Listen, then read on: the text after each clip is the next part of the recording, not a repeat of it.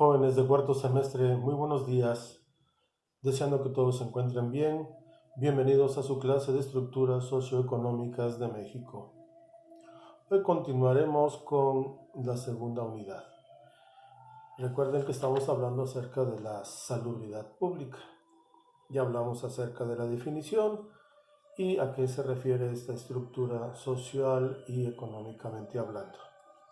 Hoy nos vamos a referir a la salubridad y la ecología.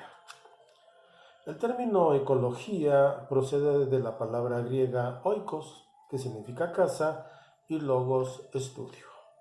Y por lo tanto se define como el estudio de la economía de los animales y de las plantas.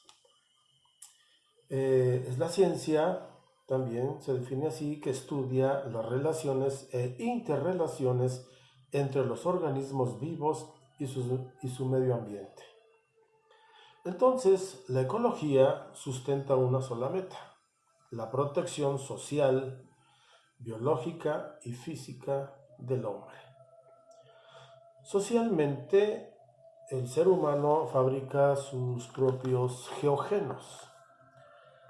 Esto es por medio de la distribución y de la densidad de la población, de las comunicaciones, las creencias, los hábitos de vida y la industrialización.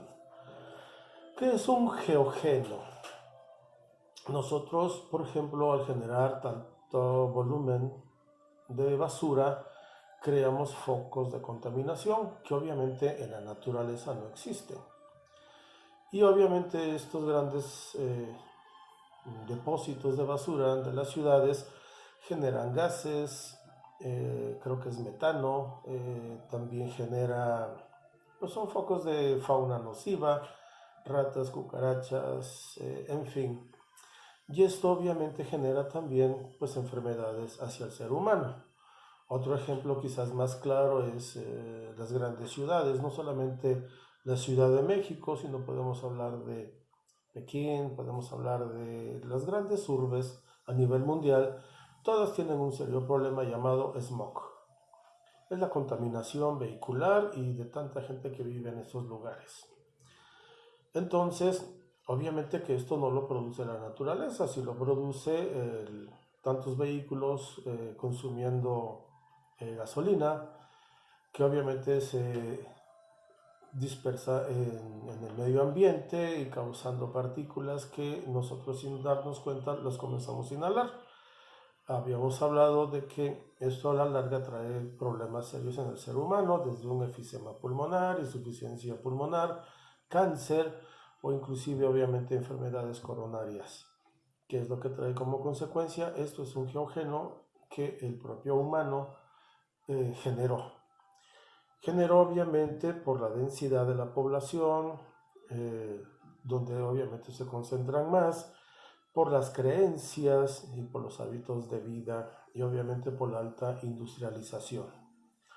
Biológicamente, las enfermedades en el hombre es el resultado de la agresión de otros organismos animales o vegetales que se han introducido en el cuerpo directa o indirectamente. Caso concreto, el virus el coronavirus, que tantos millones de vidas ya han quitado a nivel mundial. Esto biológicamente ha afectado pues la salud, ahora sí, de la humanidad de una u otra forma, y entonces esto es como biológicamente nos han atacado. Recuerden que el tema se llama salubridad pública. Físicamente, ¿cómo son agredidos? Bueno, la salud es afectada por el clima, el viento, la lluvia, el suelo, la irradiación solar y la humedad. Existen enfermedades, obviamente, que son nada más del trópico, de lugares donde son muy cálidos. Y obviamente en el polo norte o polo sur, pues estas enfermedades no se darían, pero sí se dan otras en estas latitudes. De tal manera que físicamente también depende de nosotros donde vivamos. No es lo mismo que vivamos acá en los valles de Oaxaca a que vivamos en la sierra o que vivamos en Chihuahua. Son diferentes hábitats y obviamente las agresiones del medio que nos rodea serán de manera distinta. Vamos a hablar entonces de las etapas de la salubridad pública en México. La primera sería la etapa precortesiana. Realmente poco se sabe de la situación sanitaria o médica que prevalecía en México antes de la llegada de los europeos, pero hay evidencias de que las principales causas de las muertes ocurridas en esta época se deben a dos: las guerras y el hambre. Recuerden que nuestros antepasados pues les gustaba dominar a otras culturas y entonces había guerras. Obviamente una guerra pues trae como consecuencia muchas muertes y también el hambre, no solamente ocasionada por la guerra, sino también en esta época. Bueno, recuerden que antes que llegaran los europeos, en México nada más había plantas de maíz y se podían cazar conejitos, víboras, o muy de vez en cuando venados, y obviamente algunas clases sociales muy altas tenían acceso a peces. Hasta que llegaron los españoles fue que llegó todo el tipo de más ganado, el vacuno, caprino, porcino, etcétera, etcétera. Entonces, principalmente morían de ellos. En la época colonial, bueno, con el arribo de los europeos a la Nueva España, o lo que se llamaría Nueva España, también llegaron las epidemias. Nosotros, y hablo de los nativos de América, no teníamos anticuerpos para sarampión, para rubiola, para enfermedades que obviamente en Europa ya tenían muchos años de tener ese tipo de enfermedades y habrían creado anticuerpos, de tal manera que en realidad los que conquistaron a la Nueva España, parte fueron los europeos, pero principalmente fue la gran mortalidad que causaron todas las enfermedades que traían consigo los europeos. Entre ellas venían principalmente la viruela negra y el tifo. Obviamente no propiamente el español traía la viruela. Recuerden que las pulgas que viven en las ratas son las que transmiten estas dos enfermedades. Y obviamente pues en las embarcaciones que llegaban los europeos pues venían ratas que desembarcaron junto con los que venían y comenzó el gran contagio.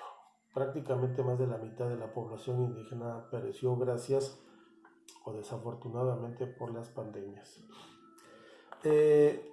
Entonces las epidemias se desarrollaban en general de manera muy rápida y por la insalubridad que vivían algunas masas indígenas y principalmente por la mala alimentación.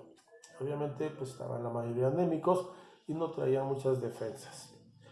Hernán Cortés entonces fundó el primer hospital que hubo en el Nuevo Mundo, y aún en la actualidad conserva su mismo nombre. Obviamente está en la Ciudad de México y se llama el Hospital de la Purísima Concepción de Jesús.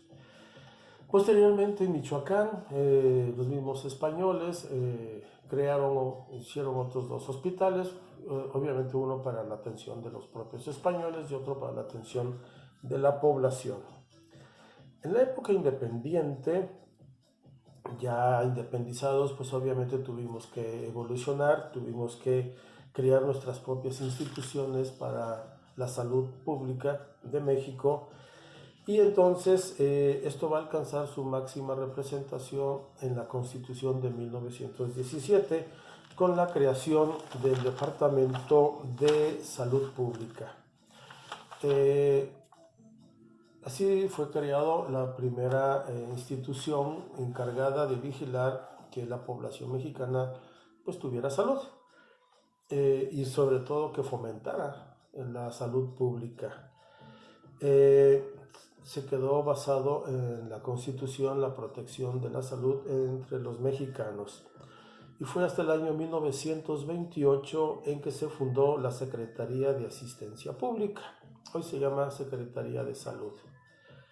Vamos a ver entonces la próxima clase que la seguridad social o el sistema de seguridad social de nuestro país que atiende a la población van a ser los siguientes: la Secretaría de Salud Pública o de Salubridad, el Instituto Mexicano del Seguro Social, el Instituto de Seguridad y Servicios Sociales de los Trabajadores del Estado, ISSSTE, y el Sistema Nacional para el Desarrollo Integral de la Familia, llamado DIF.